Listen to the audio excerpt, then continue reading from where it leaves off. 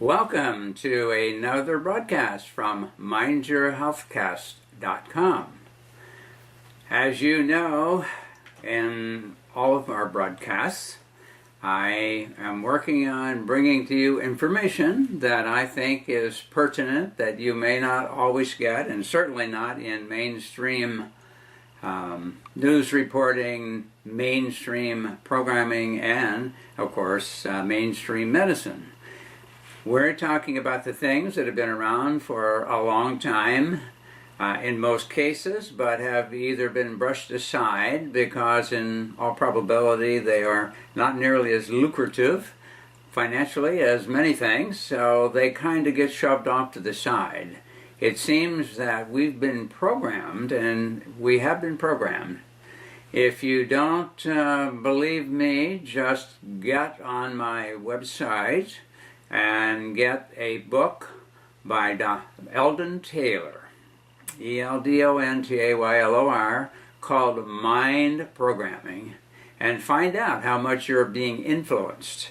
Actually, TV is a powerful programming device if you understand how it works and how to apply it. So we've been sold a certain bill of goods over the years, a certain expectation, and we act on it unconsciously and think that that's the way it is and that's the way it should be done. And if something comes along that's different, we have a tendency to push it aside or just ignore it because, after all, it doesn't fit the paradigm that we have been taught.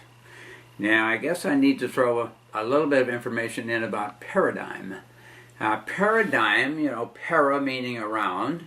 A paradigm is a set of boundaries that, in essence, when you apply it to belief systems, it means that everything inside the corral, the border, the paradigm, is valid, and everything outside of that is invalid. And it makes it real simple, we just look at something and say, well, that doesn't fit the paradigm, although we don't say it that way. That's what's really going on. So if it doesn't, then ignore it, forget it. It can't be valid because, after all, we know that these boundaries are accurate. Now the question is, how do we know that they're accurate? Well, we don't really know that, but we've been programmed to think that. And so we immediately then ignore, and it goes back to something that I talked about before called mind filters. Mind filters develop very early in life, and they are created by our parents, our friends, relatives, our schools, society in general.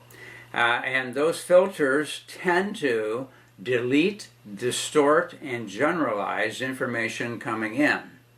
And so it's so automatic that we don't even realize it's happening.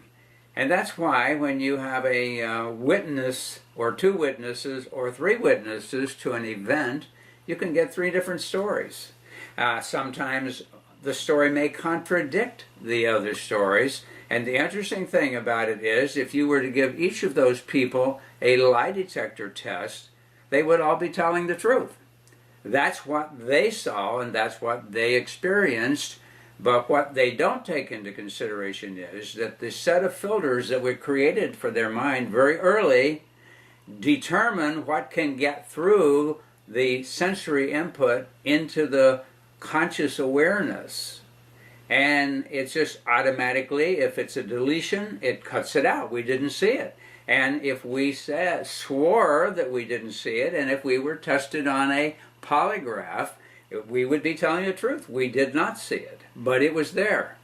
However, our mind, with a very nice clipping filter, clipped it out, and we didn't see it.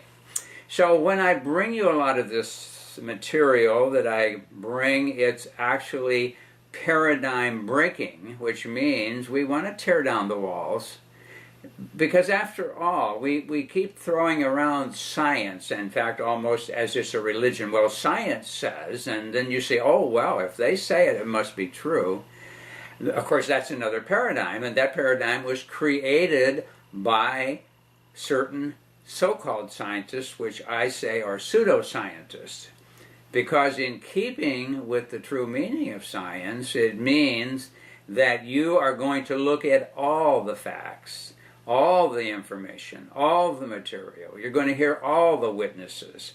And out of that, then you attempt to construct a theory of what's going on. But if you already decide that everything outside of a certain paradigm, which of course they have established, it means you're really dealing with their belief system. I mean, that's the bottom line. It's their belief system, and they're forcing you subtly, in a way that you don't realize, they're forcing you to accept their paradigm.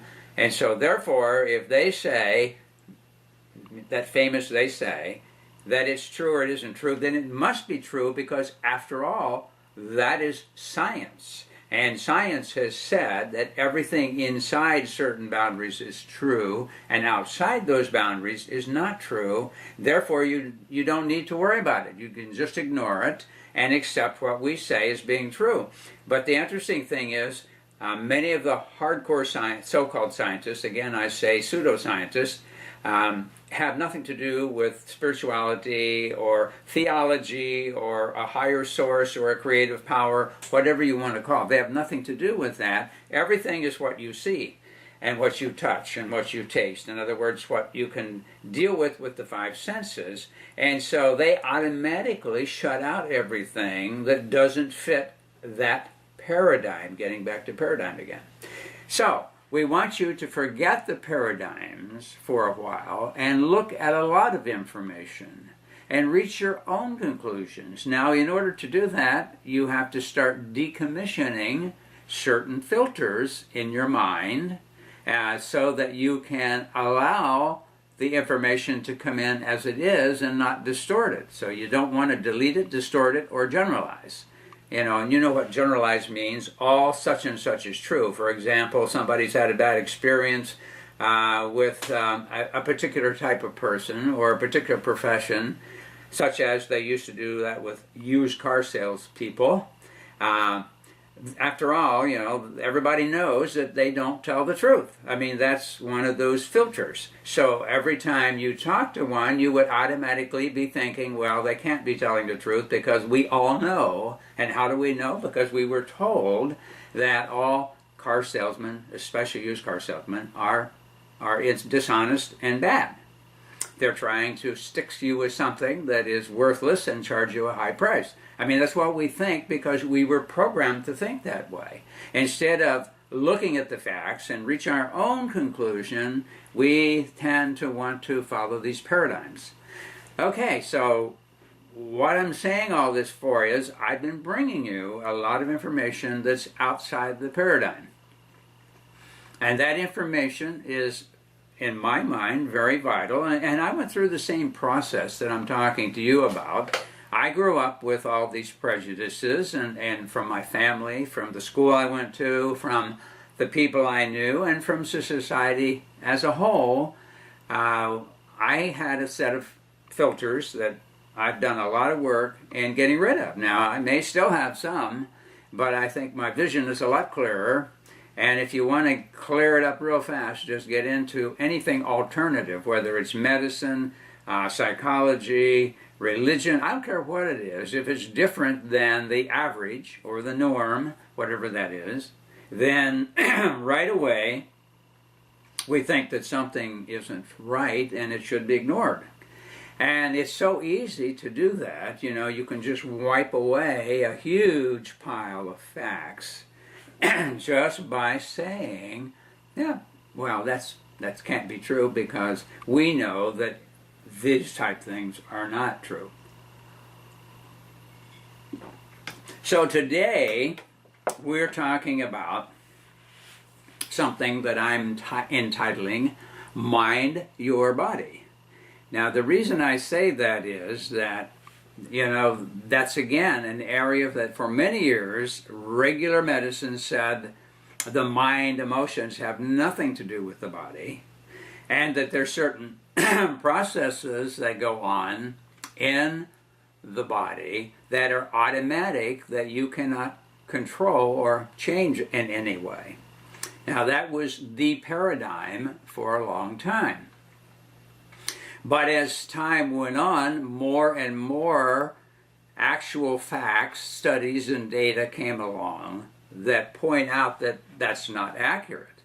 We can, in fact, alter the autonomic nervous system function by a process called biofeedback. We can alter it by hypnosis. We can alter it by our own volition if we so choose. In fact, that's what's happening even when you use biofeedback. The biofeedback is just telling you, it's a piece of electronic equipment telling you when you're accomplishing what it is that you're wanting to do. And so the brain can learn very rapidly when it's getting feedback that says, okay, I'm doing it. And pretty soon it can do it automatically. So we can make those changes. And so the influence of the mind and body are so strong, we coined the term placebo, and of course later nocebo, which we've talked about. And so we're going to take this a step further because we've also been talking about really three major health problems that we are faced with today. Number one has to do with the food. And we've just recently been giving you a lot of information and going over a lot of material related to food quality and soil quality and health relationship. We also have talked about water, and we've done that on more than one occasion. And I believe there was one broadcast that was strictly on water. And so there's a lot of information on that. And we've talked a bit about the mind and psychiatry, and we've talked a bit about the whole emotional side of everything because we had to when we're talking about placebo. But at any rate, we've also talked, I don't want to forget that, about something called pre- and perinatal influences, which mean influences that occur inside the uterus of a fetus as well as during the birth process and immediately after, and how much impact that can have on a person's life. So that becomes very important in terms of understanding why we have a lot of the issues that we have. Okay, but so we want to take it another step further after that immediate pre and during the birth process and immediately following. And we want to talk about things that make a tremendous difference in our life. Now, a lot of different therapists have looked at it in different ways, but see, I see a certain commonality. When I studied psychiatry at Cleveland Psychiatric Institute many years ago, I studied with a psychiatrist, Dr. Irving Rosen, who was a forward-thinking doctor. He wasn't one of those that was caught in the niche or in the groove, and he followed what everybody else was doing. He was a forward-thinking person. He thought outside the paradigm, and as a consequence, he was very successful in helping a lot of people regain their life and be able to function. In fact, when they brought him to Cleveland, he was put in charge of therapy at Cleveland State Mental Hospital, which at that time had a community of about 500 people who were diagnosed as being schizophrenic. Now, the various doctors previous to him, they would work with these people, and once in a while one of them could be released and they would go home, but in short order they would come bouncing back again. So the success was very poor. And of course that was before all the high-powered medications. There were a few just starting to trickle in when I first studied psychiatry. At any rate, he was able, within a couple of years, to reduce a community of almost 500 people diagnosed as schizophrenic down to less than 20. In fact, there was no need to keep the facility open, so they actually closed it. They transferred the few remaining people over to Cleveland Psychiatric Institute, which is where I studied, and he became the instructor of therapy there. And of course he also did actual therapy with patients, but he actually taught doctors in the methodologies that he was using and to understand more about the whole concept of schizophrenia. Now, as I say, there was only a very few drugs back at that time that were starting to hit the market related to the mind, and so psychopharmacology had not become big yet, but the pharmaceutical interests were pushing heavily to get into the market. And they were coming up with all kinds of things, but unfortunately, in many cases, in fact most cases, there were very adverse effects from taking them. And so Rosen was one that wanted to correct the problem. He didn't want to manage it with the drug anyhow, and so he was pretty successful. And so it was fortunate that I got to spend a 2-year program with him and learned a lot about the psyche and the approach. Now, even his terminology, he called what he did definitive therapy. Definitive meaning that he determined where the patient was, and then he adjusted his therapy accordingly. Most therapists develop a theory of why people have a problem and a theory of treating it. And so if the patient doesn't respond, they don't say, well, gee, I guess this process isn't broad enough to really cover everything, so maybe there's some flaws in it. They say, well, there's something wrong with that patient, that they didn't respond to this therapy, because after all, this is the correct therapy. And again, getting back to the paradigm. Now, as I say, the sooner you start thinking about paradigms and getting out of the paradigms, the better off you'll be, because that'll mean you're starting to think for yourself instead of buying everything that's thrown at you. And of course, as I mentioned earlier about the mind programming, we've been programmed to expect that there's a rapid, fast pill for every little symptom that pops up. We have hours every day of broadcasting advertisements by pharmaceuticals leading you to think that there's this magic pill that in no time you'll be doing great and you'll have a big smile on your face and the world will be a bowl of cherries with cream on top of it.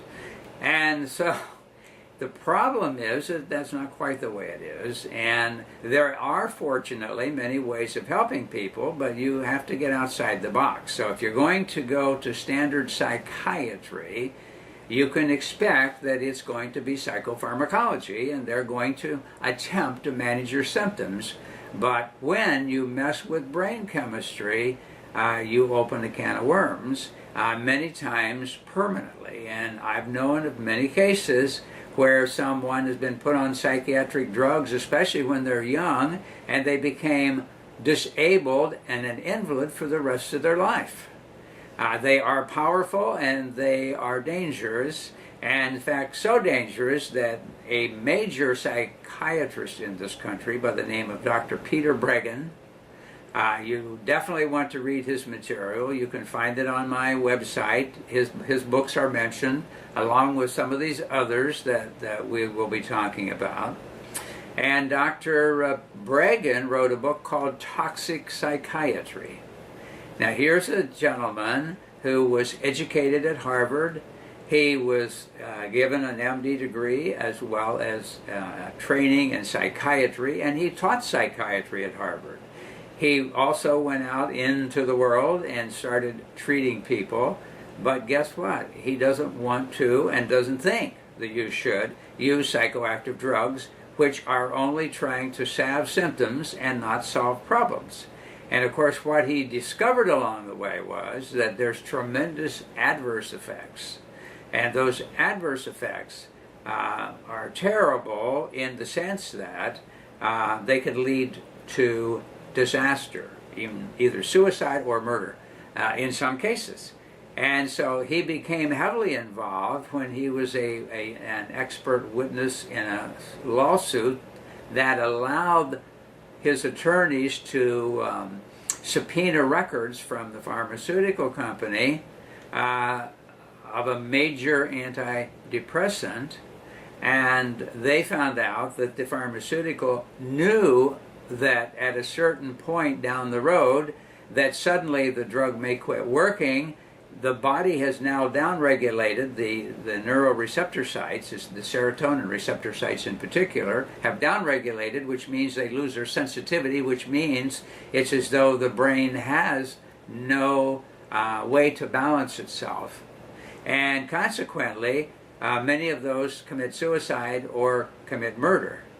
Now, I think it's something worth looking into in light of the big shootings in this country, because it seems that we want to pin it on everything other than the real cause, because the real cause means that it's going to affect somebody's pocketbook, and it means that we're going to have to take some responsibility for things that we'd rather not. It's much simpler to just try to pin it on something and think if we move that out of the way, that would solve the whole problem and it never can happen again, which is another phrase that I laugh at so much on the news. Well, we want to do something so this will never happen again. Well, that's baloney, because there's no way anything is never going to happen again. There can be anybody at any time go crazy and do crazy things. So to think that there's some way to keep everyone from ever going crazy and doing something is pure stupidity, actually, in my mind. So at any rate, Bregan is definitely against it, and you should read all of his books. They're extremely important. And he believes if you're going to help someone, you need to apply a therapy, a psychotherapy, that's going to help them get well, not try to cover over the symptoms by using depressants or mood brighteners to try to manipulate the brain with chemistry, and the brain pays a price for that. I want you to keep that in mind. So, you know, one of the big books on the market that came along was called Listening to Prozac. I don't know if you saw the book on the market or not. And this doctor was advocating, a lot more people need to be getting on Prozac, because it's a mood brightener. Now, I've mentioned before, but I want you to keep in mind still, that Prozac actually is a low-key chemical that in some ways, in fact some major ways, mimic the effects of LSD. And LSD puts you on a trip, a big trip, because it way overstimulated the serotonin receptor sites. Prozac is very similar, but not as powerful, which means it doesn't make you go way out on a trip, but it does elevate your mood, and hence it's called a mood brightener. However, again, as I say, you pay a price for that. Well, anyhow, Dr. Bregan put out a book in response to that called Talking Back to Prozac, to give you an idea where he is. So if you want to get a pretty good education on psychopharmacology and the effects and the downfall, then that would be a good series of books to read, would be Dr. Peter Bregan, B-R-E-G-G-E-N, and you'll get some really good insight into the whole process of psychiatry. Now, we could go on for an hour on psychiatry alone. We're not going to do that. I want to get you into this information that I think is going to be very useful for you. And as I said, we have covered the food and the water, but there's some things that we need to get into to understand some of the problems that we develop, and why and how they develop, and what can be done about them without the psychiatric drugs. Now, we mentioned that the pre- and perinatal area is very important in the physiological and psychological, emotional growth of an individual.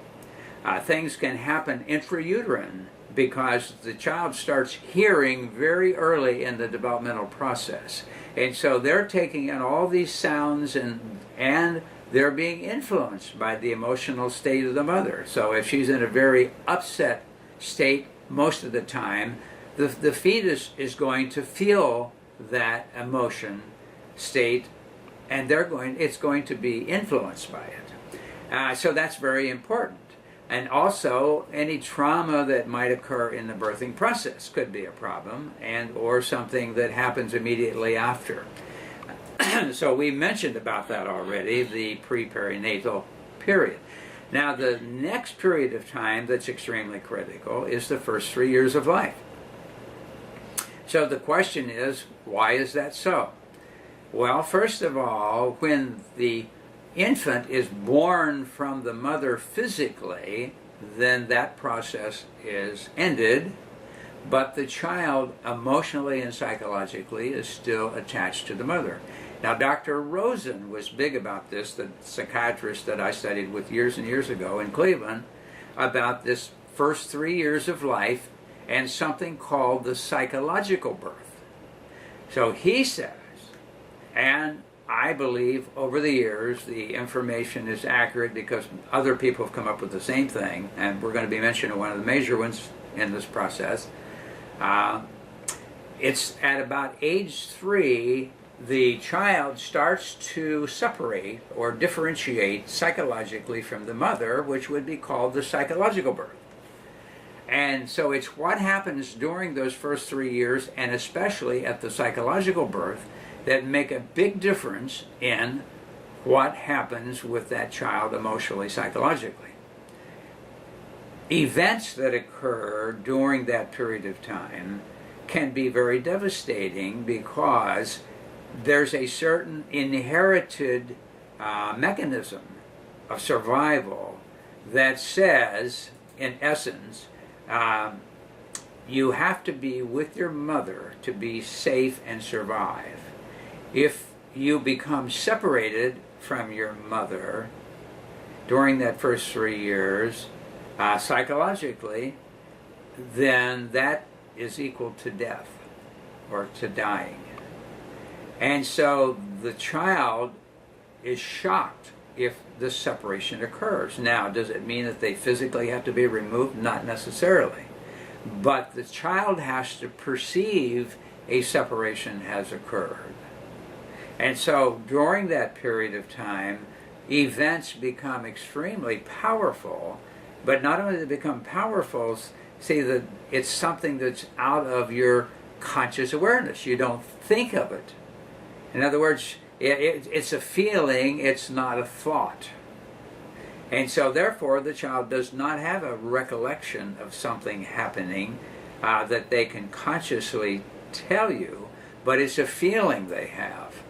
Now, a lot of therapists were aware of all this and have come up with various approaches, and each of them have their own idea about how you can deal with it, and it doesn't mean there is only one approach. There's likely a lot of different ways of making that connection. The same as there were to deal with pre and perinatal. Dr. Janoff, or Janoff, depending on how you want to pronounce it, years ago came out with a book called The Primal Scream. And it had to do with trauma during the birth process and reliving that and bleeding off the stored up emotional trauma related to the birth process. And there were some other people that came up with some different. There was a process called rebirthing, where you go back and simulate the birth again in water. And so a lot of people were able to get rid of a lot of birth trauma issues by going through that process. And there was one that had to do with holotropic breathing by Dr. Stanislav Grof. And all of these were a way of breaking that old pattern that got locked in early. And what we're talking about is a fixation. These things get fixated, and it stops in certain areas emotional movement or emotional maturity. And over time, it can become a big problem. Now, one of the big pioneers, and I think it's important that you be aware of him, one of the big pioneers was Dr. Wilhelm Reich, who was a MD psychiatrist. He was a protege of Sigmund Freud. And so you remember that Freud was the big pioneer in removing emotional psychological problems from the realm of brain fever. There was a period of time in this world and in this country where when somebody had very severe emotional problems, it was considered by the medical establishment that they had brain fever, which was incurable. And so what you did is you take them into this dungeon-like institution. You chain them up and you feed them till they die. That was the treatment. Now, Sigmund Freud came along, and I have to give him credit, whether I agree with everything he ultimately came up with, but I have to give him credit for showing that there is such a thing as an unconscious, and that the unconscious can create problems for you, and that in many cases you can improve that condition. So he broke this whole idea, this concept of what's called brain fever, and got people thinking, well, gee, I guess maybe these really are people and their brain isn't destroyed, and maybe they do have some capability of recovery and leading a decent life. And so I give him great credit for doing that. Now, at some point, he developed some ideas about the whole structure and function of the brain, came up with the ideas of the conscious and the unconscious or subconscious and the supraconscious and so forth. So, as I say, he made some big strides in breaking through. Well, Wilhelm Reich also was a psychiatrist of the day. The difference was with Wilhelm, he realized that the body can become involved with the problem. And so he became aware that there are different areas of the body that develop chronic muscle tensions and become part of your defensive network for the issues you have. For example, if a child has a parent that if the child is disciplined or hurt or whatever and they cry, the parent says, no, you can't cry, stop that crying. How does the child stop that? Well, they have to tighten their throat to keep from expressing it, and they have to control their breathing, and sometimes they have to even clench their jaw. So what can happen is there's rings of muscles around the body that become involved in this defensive maneuver until eventually it becomes chronic. And he called them bands of armor, and he developed several different bands of armor, starting from the head all the way down to the pelvic area. And what he said was that these bands of armor actually lock up the emotion so that it doesn't get expressed, but it over time becomes disturbing to the system because this armor band blocks the free movement of energy through the body, and therefore it interferes with your health physically. And of course, it's interesting that one of his books, because he wrote several books, and they're still available, but one that he wrote was used by the psychiatric field for years, called Character Analysis, and that was a standard text. He wrote a series, and over time he transitioned from a straight psychiatrist into what he called a biophysicist. He understood, as I said, the relation between the mind and emotions and energy and the body. And so he knew if you had a block in an area, ultimately it could lead to such a suppression of the energy movement that the person could develop a cancer. And tied the two together between the psychological, emotional side and the physical side. So it was very important information, and of course it ran counter to what Freud, because Freud went off in a different direction, and he got into the analytical side. Well, we just need to analyze and help the people uncover these memories, and once they do, then his theory was it will all be dissipated. Well, it didn't quite prove to be true like that, because many people spent 10, 15 years in psychoanalysis, and they could remember all kinds of little things from their childhood, but they still had their problems. So it's never been as successful as the other approach developed by Wilhelm Reich. Now, he didn't get all the recognition he could have and should have, because, as I say, over the years he became more what he called a biophysicist, because he understood that mind-body relationship heavily. Now, Freud understood it to a degree, because, at one point in Freud's work, he ended up that he got into hypnosis. And he had a young lady in, I would say, late teens, early 20s, brought to him in a wheelchair who could not walk. She had been paralyzed for a long time, and he had no reason to believe that she had a physical problem because she never had any trauma. She had walked at one point in her life fine, and then all of a sudden she couldn't walk. And so he suspected there was some unconscious mechanism going on that was keeping her from walking. So he, under hypnosis, told her to stand up from her chair and walk across the room, which she did. And then she went back and sat down, and when he brought her back out of hypnosis, she was paralyzed and couldn't walk. So he demonstrated that there was a psychosomatic relationship, and that we could actually impair our body from what's going on in our mind and our emotions. And of course, it's still true, and it's become even more so as far as verification. Well, way back then, he kind of ignored that. For some reason, he felt uncomfortable with hypnosis. In fact, he even felt uncomfortable sitting and looking somebody in the face. And so he was not so much a therapist as a researcher, but somehow kind of got drawn into the therapy thing. So he had a kind of a neuroses about looking people in the eye. It made him feel extremely uncomfortable. So what he did is he had them lie down on a couch, and he sat off to the side so he wouldn't have to look at them while they talked, and he developed something called free association, which was a part of the psychoanalytic approach. But anyhow, as I say, I wouldn't say no one's ever helped by it, but I would say the cost versus effectiveness is very poor compared to some other things that can be done.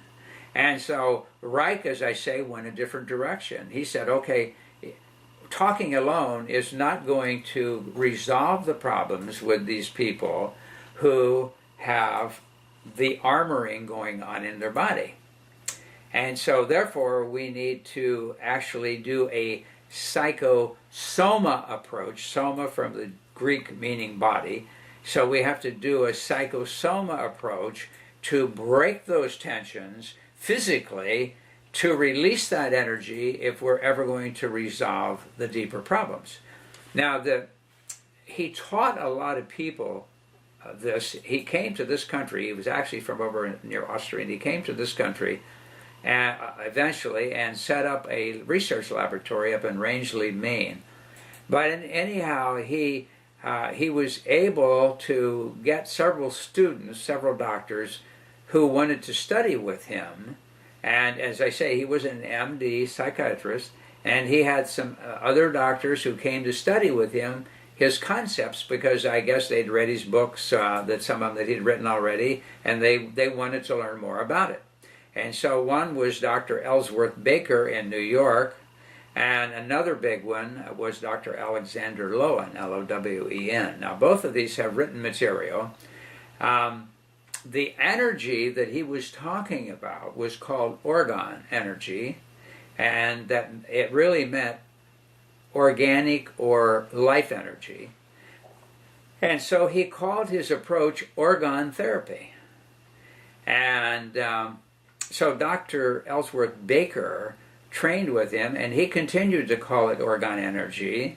And he opened an office in New York, and he started treating people on the basis of the concepts that Reich had developed, and became very successful at doing that. And he wrote a book called Man in the Trap, which is about this whole concept of Reichian approach to therapy. And there was a famous entertainer at one time by the name of Orson Bean, who had a lot of emotional, psychological stuff that was impairing his ability to function, to the point that he went to psychiatry. And so he spent 10 years, somewhere around that, going through psychoanalysis, the Freudian approach to psychoanalysis. And after 10 years and a lot of money spent, he still had the same issues.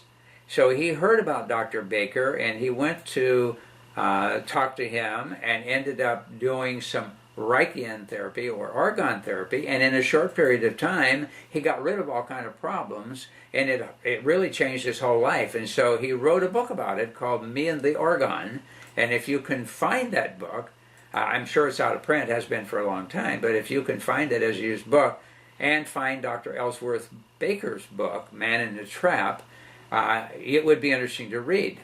Now, another doctor, as I mentioned, Dr. Alexander Lowen, also studied with Reich, but now Lowen decided that he didn't like the term orgone because people couldn't relate to that. It seemed like a strange term. And so he called it bioenergetic therapy, or life energy therapy, or body energy therapy, biological, however you want to define that.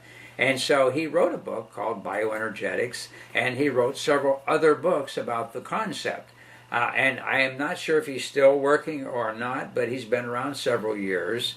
And another psychologist, a PhD psychologist by the name of Stanley Keleman, Keleman, out of California, also got into bioenergetic therapy, and he wrote some very interesting books. One in particular I thought was interesting, called The Body Speaks Its Own Mind. And some of his books were illustrative of these bands of armor, which were like belts that were pulled tight around certain zones of the body, and how that related to your problems physically as well as emotionally, and how breaking or unloosening these belts or bands of energy, how it freed the person up and made them much more alive, more healthy, and more functional. So I'm thinking that we're kind of running down on our time, so I guess we will make this a 2-session broadcast, but some of the most interesting things are yet to come. I mean, I've just kind of given you an introduction. We could go on for a long time, but I want to keep it within 2 broadcasts because I want you to know that there's things out there that can be done. You don't have to take the psychoactive drugs, which all have adverse effects. There are no drugs that you can take that manage symptoms that do not create other problems in the body to do that management. Just think of that you pay a price every time you take a drug that manages a symptom. In order to turn that symptom off, you have to disrupt various processes in the body for that to happen. And when you disrupt various processes, you create other illnesses or other problems in the body. And so that's why Dr. Bregan is so against the psychiatric drugs, because you pay a terrible price. I'll just mention real fast before we hang up for the day. A friend of mine who was a PharmD, had a doctorate in pharmacy, and sold drugs to hospitals and to drugstores, and was making a very good living at it, got involved in some research, especially with psychoactive drugs. And he saw a young man in about 21, 22, who had a lot of anxiety and a lot of problems, be put on a drug by a psychiatrist, which he realized the drug was starting to have an adverse effect on this young man. And he told the psychiatrist, you really should take him off of that because he's going to have serious repercussions. And the psychiatrist said, absolutely not, I'm not taking him off of it. He watched the young man go downhill until he was an invalid in a wheelchair with something called tardive dyskinesia, which meant that he had no control of his muscles and movement. And it was a permanent problem because of that psychiatric drug. And so this acquaintance of mine, who became a friend later, that day said, I can't do this anymore. He closed down his business of selling drugs, ended up going to school, basically because of some influence from me, because he met me after that. And he got into natural medicine and got out of those drugs because he realized what they were doing to people. And he could not do that and take the responsibility that he just destroyed somebody's life by giving him that drug. People do not realize the powerfulness and the dangerousness of any substance that you put in the body that turns off parts of the body function or the brain. And so, anyhow, that's enough to whet your appetite to jump out of the paradigm, jump over the fence, and start expanding, because the next broadcast will get more into some of the things that you can do that don't require drugs that can get you functional again in your life if you're having issues. It was nice being with you. Don't forget to go to our website, mindyourhealthcast.com. Don't forget that there's a link to our other website called alternativehealthandprevention.com. Actually, it's a long address, so it's simpler just to click it from Mind Your Healthcast. It goes right to it. And it's also nice to be with you again. So between now and next time, be healthy.